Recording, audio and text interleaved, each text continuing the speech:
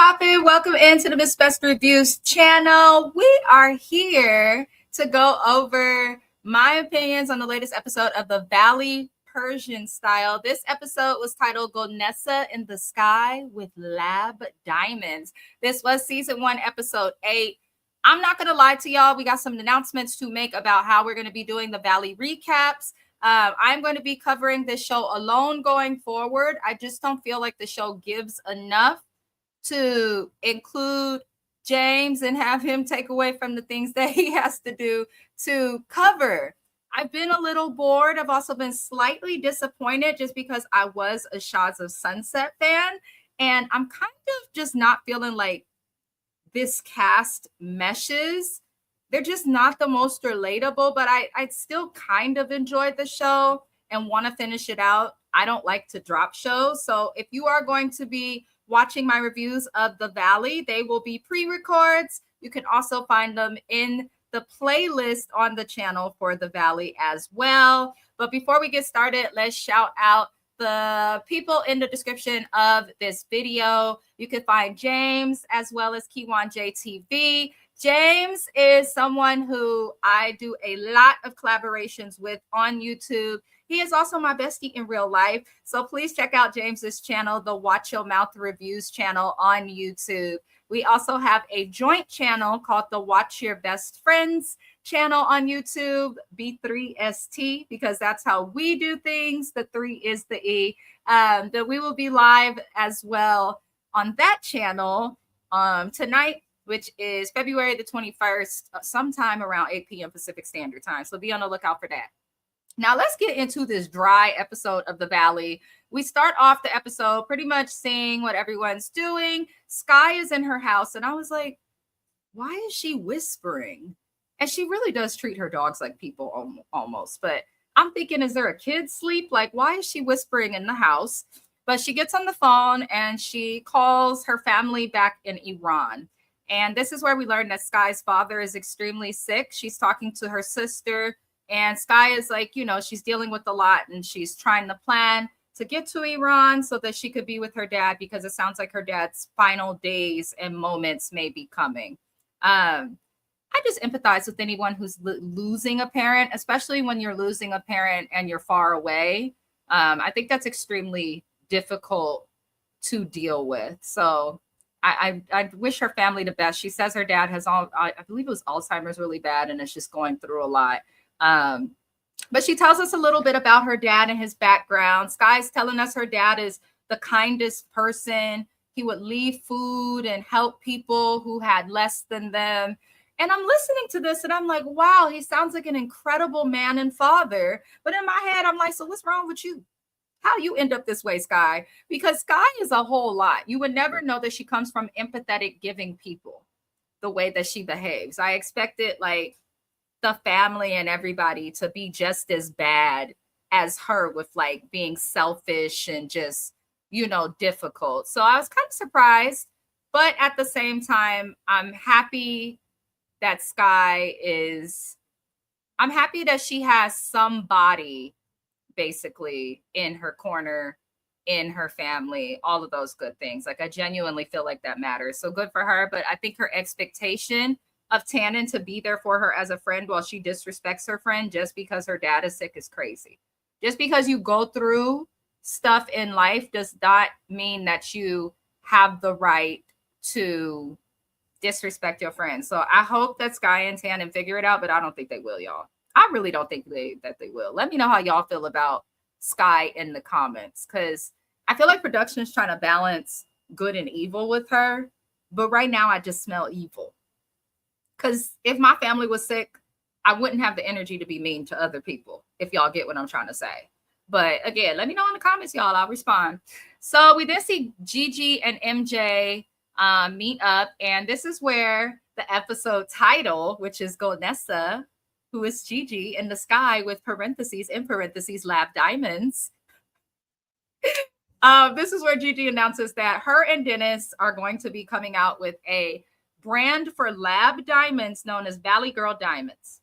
So a lab diamond, a lab-grown diamond, is apparently, as described, a diamond that was made from pressure in the lab, not from the natural environment. So they made it. And I'm like, so it's not real. In my head, I'm like, so it's not real if someone made it. But I looked it up. It says that lab diamonds are made to be identical to the actual diamond, unlike a cubic zirconia or something, and they cost much less than an actual diamond. So I think that was smart. Diamonds in the Valley, go girl, do what you got to do. A lot of people can't afford diamonds. A lot of people, when you see them wearing jewelry, got payment plans and stuff with their jeweler. So maybe she's finding a way to market to those who, you know, have realistic income. So good for you, Gigi. Petty as hell, but good for you. Good for you. Whatever you got to do for a business, do it. I just want to see Gigi win. I don't know why. I like her. I want to see her mature. I want to see her grow. I want to see her become self-sufficient, and I don't feel like she is yet. Because if she was, she wouldn't have to run the dentist for everything. But Amir and Natasha, they end up talking, and he don't want a vasectomy. I said, y'all are the Danny and Nia of the Persian Valley. Because Danny and Nia, like, you could tell that their relationship's okay. They have their little issues because no one's perfect, and that's to be expected in a marriage. But they're okay. Natasha and Amir's biggest problem outside of the wife that passed on is he doesn't want to get a vasectomy. She doesn't want to get her tubes tied. They both don't want a fourth child because they have 3 under 5, which is crazy. So they're talking about it some more, and pretty much he lets her know that he did go to talk with a doctor who performs vasectomies. He was told that the pain, he'll feel like he was kicked in the balls, and that pain will last for about a week. Then he was told that after the pain goes away, the vasectomy don't kick in until the reserve little swimmers that he has come out. So for a couple of weeks, he was talking about he got to have sex 20 to 30 times and ejaculate 20 to 30 times so that the vasectomy can be effective. And just do it so you can have that much sex, Amir. Because I seen you looking like you were thinking about it. And she's a pretty wife. You got a pretty wife. Think about what you got to think about. But he said he don't want to do it. And so they kind of just agreed. She's like, when I'm ovulating, she says, stay the F away from me. Okay. I'm not mad at you, Natasha. I know like James and a couple other people feel like, dang, this dead wife keeps coming up. That's because he probably loved his dead wife, and he's probably greatly impacted by her. But I don't think it's fair that he doesn't want to get a vasectomy because he struggled with someone who's not here. And I also can't help but think maybe she wasn't able to have a baby because of the cancer that was developing in her body. God bless her. God bless him. But I'm like, there's a lot of factors. So I want Amir to get in therapy and just work out the stuff that he has with the wife, because obviously it's bothering you. And that's okay. That's okay, because sometimes it shouldn't be so easy to get over a spouse passing away. I genuinely feel that way. So I'm not mad at Amir, but they don't have much to give on this show. That's what I did notice. Now, the next thing we see, beautiful people, if you are still here, thank you so much for still being here. It's always nerve-wracking when you do reviews alone and stuff, but I didn't want to just drop the show. But MJ, Gigi, and Tannen decide to go for Botox. MJ, before we get into the scene, baby, hear me when I say this. The pictures of you in your youth were beautiful. And it looks like you have not aged bad. You have botched yourself, Miss MJ. You have botched yourself.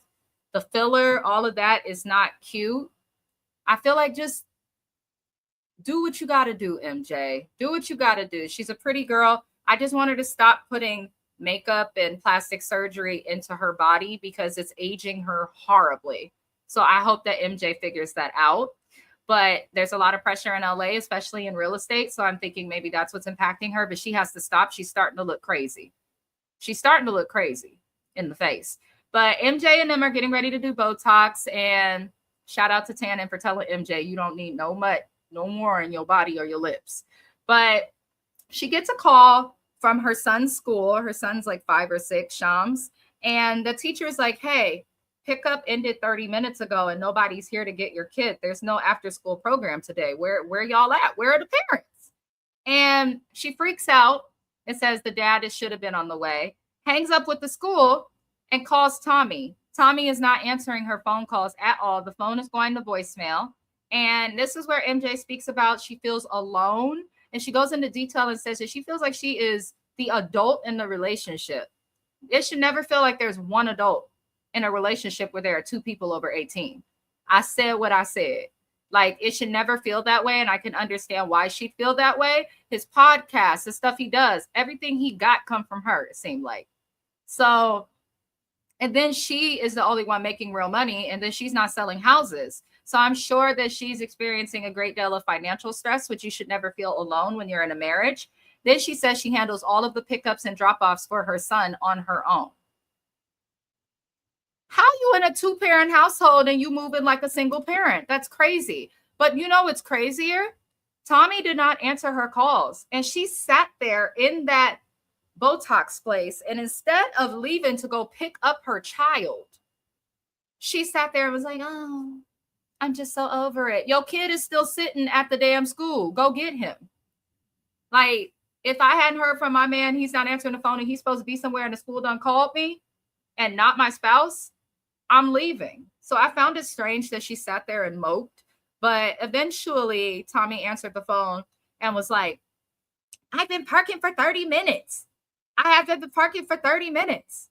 Why didn't you call the school to tell them I'm outside, or can you send my son out? I'm parking. There's been a lot of times at pickups and drop-offs where I've seen my friends do that with their kids. Can you have my kid outside? Because they don't be parking. And the teachers will walk them outside because they don't want them there no more either. So I don't understand why they handled it this way. I'm like, maybe it was for the show, or maybe she's just really fed up. We know in real time she has filed for divorce from Tommy. But girl, I was yelling at the TV, girl, stop talking about it and go get that baby. He's waiting at the school. Go get him. I don't know what the hell they're doing, but whatever. MJ, get it together, girl. So we keep the spotlight on MJ because the next thing we see is her twilight showing for a house. I guess this is common in real estate for a house that you're struggling to sell. So it looks like MJ is going to have a big event. The house that she's selling belongs to Gigi's sister, Layla, who Gigi does not talk with. And I was happy to see Tommy was there. And at first he was okay that Reza and his partner Adam were there, but then he got kind of snappy because Reza and Adam are big dudes. So of course they're helping to lift stuff in for the event. And Tommy gets mad and is like, I'm not staying. I don't want to have a powwow. He's like, I'm not talking to Reza. He got an attitude and left in the discovery that MJ probably paid for. And I'm looking and I'm like, honestly, Reza was right to not rock the boat, because Reza seasons ago on Shaws of Sunset would have done extra. He was right to not rock the boat. Let Tommy sink his own ship. Because at the end of the day, Tommy's actions got him into trouble. I'm all for Tommy defending his wife because what Reza exposed about MJ and Shaws of Sunset was foul. However, relax. You don't have to go and destroy people's properties and things like that. That's corny. And that's what got you in legal trouble, not Reza. You can beef with people without it escalating to legal terms and restraining orders and stuff like that. Like, if I even have to think about getting a restraining order on somebody, y'all act like there's not block buttons. Like, people be abusing restraining orders in California. I said what I said. But, eventually Tommy leaves and decides he's not going to support his wife again, even though he needs to support her so she could get a check. And the event finally starts. And I said, Gigi, Miss Golnesa. Because Gigi, episode ago, was telling MJ to back off as it related to MJ wanting her to be there for her sister's house showing. And I felt like, Gigi, that's not fair. If you're going to have people around your family, then when you fall out with family, sometimes the family you fall out with may still be cool with your people. Doesn't mean that there's any beef. I don't know too much about the issues that Gigi has with Layla. But Gigi cracked me up. She said, I'll never hear the end of it from my dad. Gigi said, I don't want to hear from my dad, my sister. She said, me showing up will keep the peace and shut everybody up. Good call, Gigi. I'm happy to see you thinking. I'm happy to see you not just amped up and going crazy like you were in Shaws of Sunset. I'm happy to see some type of growth in Gigi. I am. So I'll give her that. I still think she moved like a fool, but I'm happy. And I still think her and her son would do great in like a 4-bedroom apartment. You'd have all the space you need for your clothes. But I was happy Gigi showed up. But we saw Mauricio there. Mauricio has been across Bravo TV on show after show after show. I'm like, we done seen Mauricio on the Housewives of Potomac. We've seen him on Salt Lake City. We've seen him on Beverly Hills.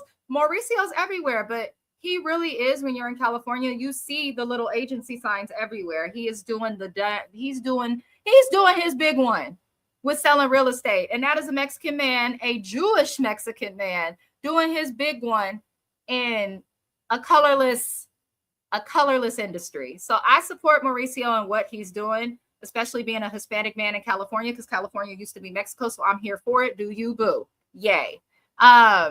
But he's inspecting stuff, and I like how he develops and like really tries to nurture and mentor the people who come to work with him. No shade to Kathy and Rick Hilton, but maybe y'all could learn from him, because a lot of people leave Rick's agency and come to Mauricio's. People want to feel like their supervisors care. We all know that we're at work for a job, but when your supervisor or the owner of the company is showing up at a Twilight showing and giving you advice and trying to help you, that looks good. So I was happy to see that. I like seeing Mauricio in that light. Now, everything was going well with the event. People were having a good time. People were mingling, complimenting the home. MJ, you did your big one with this event. You did very good. And what ends up happening is Sky and Bumshot arrive. Everyone's always happy to see Bumshot, but no one's ever happy to see Sky, and I don't blame them. It's unfortunate too, because Sky is beautiful, but her attitude just makes her just nasty to look at and tolerate. And I hope that she reflects on herself on television, even though we know she probably won't. But I do hope that Sky reflects and watches herself back and says, hey, I feel how I feel, but maybe my delivery could be better.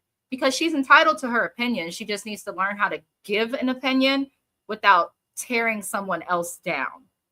And that's what I see with Sky. Let me know if y'all feel differently, but that's what I see with Sky. It's like she's hanging around these people, and she seems like the type of chick that's not going to hang around you if she doesn't like you. But she just has to work on her delivery, which I think a lot of people need to learn. And it's hard when you're so bullheaded.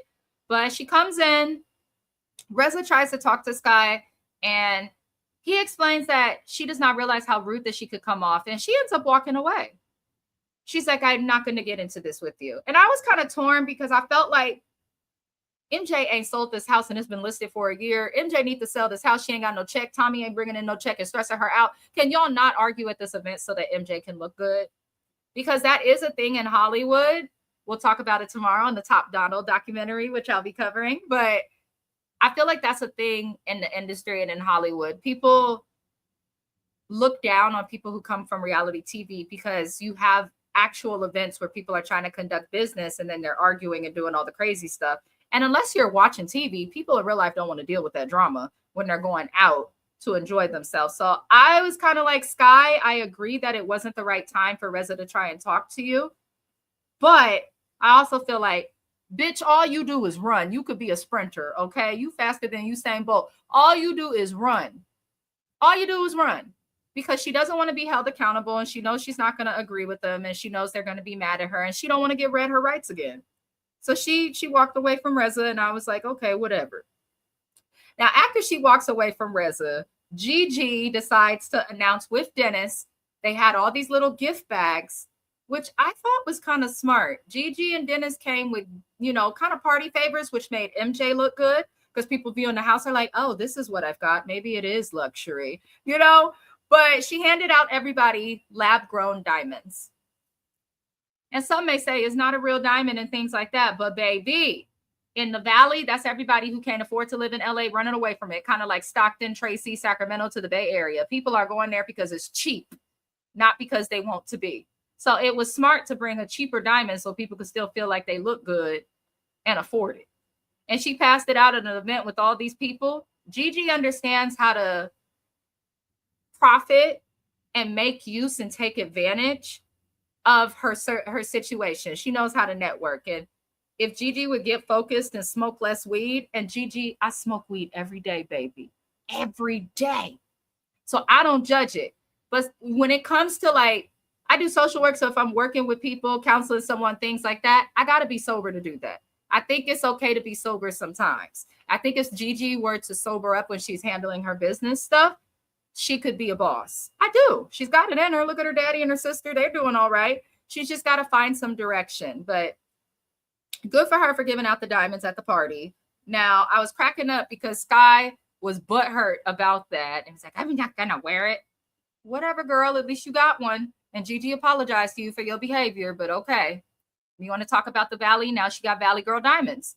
Because Sky doesn't realize that by getting at the Valley, you could be getting at potential clients. And why would I, as a person who can afford a diamond, especially Sky, you selling diamonds, baby. Most of your customer base is probably buying stuff if they're not already rich doing tax time and things like that. They're not going to want to buy from you if you're saying that they're beneath you and all of these things. So Gigi was smart. She said, ain't nobody beneath me. Buy my shit. I'm here for it, Gigi. I am here for it. Do you?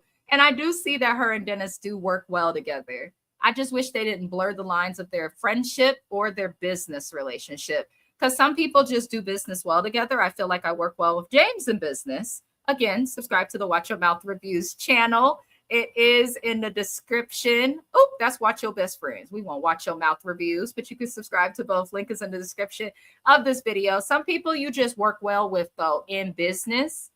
And I can see Gigi and Dennis working well in business. When it comes time to promote the business, show up, show out, they seem to be able to get it together. But outside of that, they're the Hot Mess Express.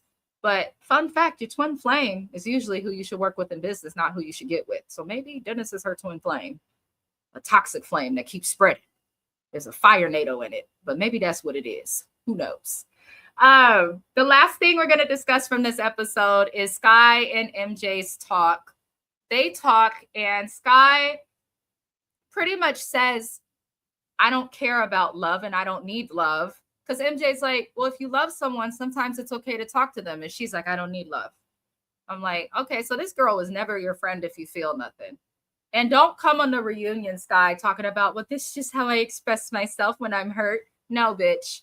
You better figure out another way to express yourself. Because if you have no friends and nobody seems to feel like that, like you're easy to deal with, nobody wants to deal with you, but everyone loves your husband, then it can't be that everyone else is the outlier. No, Sky, your behavior and your choices are the outlier. They're the common denominators, and they all seem to feel that you are the problem.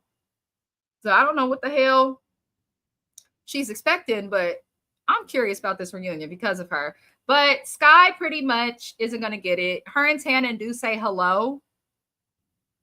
You know, Tannen was the bigger person and went and said hello. And Sky was like, I'm not going to run to her. And Tannen was like, you know, you come to an event, you say hi to everyone. Bombshot did. Sky didn't. Sky didn't greet anybody, but then sat talking shit about how everybody else was in the corner. Girl, you just got here. They've been here. Go greet them. So I just realized, I was like, you know, Sky's not going to get it. Sky's never going to get it, y'all. She's not. She's happy and okay with being a sedity bitch to people, even though she can't afford nothing on her own. She's married to an architect. Her stuff and what she got come from him. How the fuck you bougie and you can't even afford the stuff that you want for your own self while judging other people who accepted you? As Reza keeps saying on the internet, never forget you worked the Shamshiri, girl. You was nothing but a waitress. Stop. And nothing's wrong with being a waitress. Maybe a waitress will buy Gigi's lab-grown diamond. I'm just saying. And I used to waitress. Shout out to all the waitresses out there. That shit ain't easy. And dealing with people like Sky makes it not worth it.